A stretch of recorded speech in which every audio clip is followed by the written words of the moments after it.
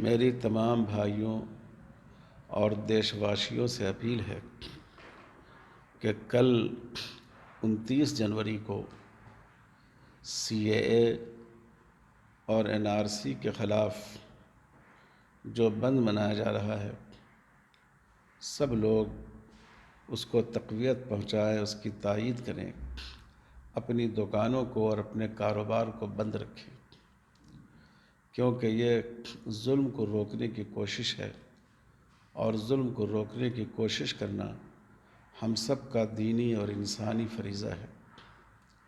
البتہ اس بات کا خیال رکھا جائے کہ ہمارا احتجاج قانون کے دائرے میں ہو۔ ہم زبردستی کسی کی دکان بند نہ کرائیں۔ جو لوگ اپنی مرضی سے بند کر لیں ان کو بند کرنے دیں، لیکن زور زبردستی کا راستہ اختیار نہیں کریں۔ ہم ریلوے کو روکنے اور ریلوے ٹریک کو جام کرنے سے بچیں۔ اسی طرح سڑکوں کو جام کرنے سے اور بسوں کی، گاڑیوں کی آمد و رفت کو بند کرنے سے بچیں، کیونکہ اس سے مسافروں کو تکلیف ہوتی ہے۔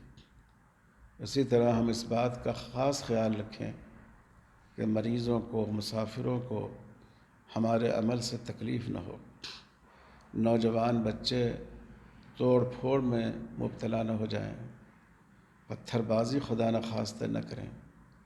تمام لوگ خاموشی کے ساتھ اپنے کاروبار کو بند رکھیں اور دعا کا اہتمام کریں۔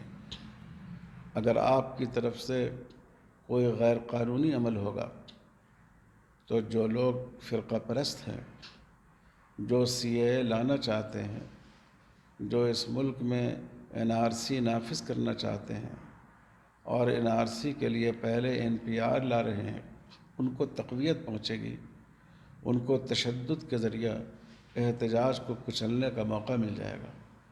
اس لیے ہمارا احتجاج